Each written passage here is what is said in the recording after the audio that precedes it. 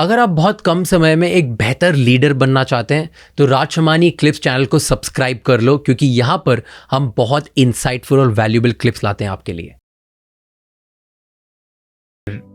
राम को राम के शहर में, राम के राज्य में ही लड़ाई करनी पड़ रही है खुद के लिए। अब ये केस तो हुआ, देखिए 528 साल पहले बाबर ने मीर बाकी से कहा कि इसको तोड़ दो, और ये सबको पता है कि वो क्योंकि भारत की सभ्यता का, हिंदू सभ्यता का बहुत बड़ा प्रतीक था, इसलिए तोड़ा उसको। क्योंकि वो तो कोई नर्व सेंटर भी नहीं था इंडिया का उस समय, वो तो कोई प्रशासनिक सेशन नहीं था, कोई बहुत बड़ा राजा नहीं था वहाँ पे जिसको मार गिराना था, कोई बड़ा बिजनेस सेंटर नहीं था। तो उन्होंने चुन के कि भाई अगर आप इनकी आस्था को तोड़ दो, इनका मन टूट जाएगा, इनकी शक्ति टूट जाएगी, राम इनकी देश की शक्ति है, इसको तोड़ दो।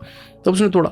और उसके बाद फिर जितने भी हमारे अकाउंट्स आते हैं, जो हमारे कोर्ट के पेपर्स में भी आए, जितने भी लोग आते हैं वहाँ पे, वो देखते हैं वहाँ पे पूजा अर्चना ही चल रही है। मतलब वो मस्जिद इज़ नॉट अ यूज्ड मस्जिद। और बल्कि यही लीगली हमारे फेवर में भी गया, हिंदुओं के फेवर में क्या गया कि द लॉन्गेस्ट पोजीशन किसके पास था, लॉन्गेस्ट प्रैक्टिसिंग पोजीशन किसके पास था। बल्कि काफ़ी 1800 में आते आते अंग्रेजों के समय का एक ऑर्डर जो काम में आता है कोर्ट केस में, अंग्रेज डीएम जो डिस्ट्रिक्ट कलेक्टर होते हैं वो एसपी को लिख रहा है कि कल रामनवमी है, लाखों लोग आने वाले हैं, बंदोबस्त कीजिए। इसका मतलब क्या हुआ? कोर्ट केस का मतलब कि वो प्रैक्टिसिंग जगह है, वहाँ पे रामनवमी के दिन, राम के त्यौहार के दिन लाखों लोग उस स्ट्रक्चर के आसपास आ रहे हैं। और ऐसा कोई भी डिक्री है, ऐसा कोई भी रमज़ान या किसी मुस्लिम फेस्टिवल के अराउंड नहीं है। तो मस्जिद बना के तो छोड़ दी चिढ़ाने के लिए, लेकिन वहाँ पे क्योंकि मुस्लिम पॉपुलेशन ही नहीं थी उस एरिया में, वो तो बहुत दूर थी, मुस्लिम तो दिल्ली और अर्बन एरिया में ज़्यादा कॉन्सेंट्रेट थे। तो वो हमारे फेवर में आया और फिर वो चला। फिर 1949 में कुछ लोग कहते हैं रामलला प्रकट हुए, कुछ लोग कहते हैं रखे गए। लेकिन मज़े की बात है, जिसकी पहली पूजा अर्चना हुई वो किसने करी?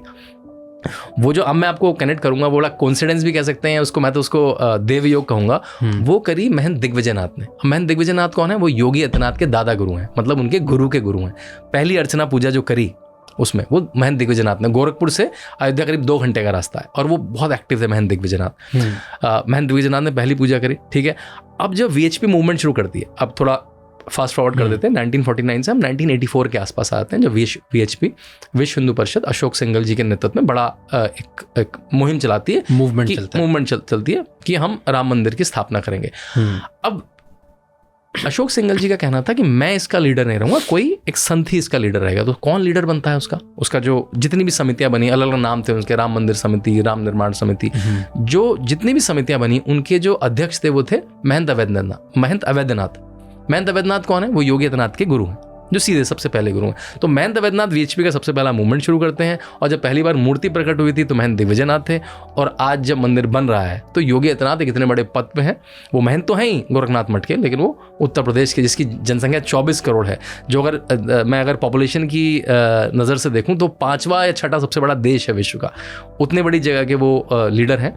एक तो ये देव योग हुआ। दूसरा देव योग ये तो हो गया वीएचपी की तरफ से, मतलब एक संगठन समाज की तरफ से।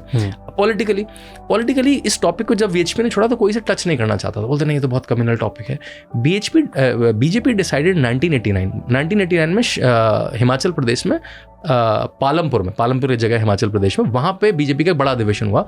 तो बीजेपी ने उस अधिवेशन में इस एजेंडा को अपने पॉलिटिकल एजेंडा में शामिल कर लिया कि अब से हमारे हर मैनिफेस्टो में इस पे जो भी हम वेट ऐड कर पाएंगे, जो भी हम सरकारी रूप से कर पाएंगे, जो भी हम लीगल रूप से कर पाएंगे, ये मुद्दा। और तब से लेकर 1989 से लेकर जो 2019 का इलेक्शन हुआ है, वो तब से, चाहे वो कोalition सरकार बनाई उन्होंने, जो भी बनाई, तब से वो बीजेपी के एजेंडा में है। और जो जब राजनीतिक रूप से लिया उसका, तो लाल कृष्ण आडवाणी ने बड़ी यात्रा शुरू करी 1990 में, रथ यात्रा शुरू करी, जो सोमनाथ से लेकर उसको जाना था अयोध्या तक। तो लेकिन इसमें मैं जो देव योग के कॉन्सिडेंस बता रहा हूँ, इस पूरी यात्रा का जो मैनेजर थे वो थे प्रधानमंत्री नरेंद्र मोदी।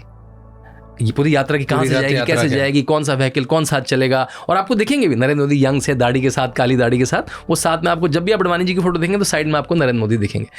तो सामाजिक धार्मिक रूप से महंत दिग्विजयनाथ, महंत अवैधनाथ, योगी आदित्यनाथ, वो एक जो धार्मिक रूप से आती है।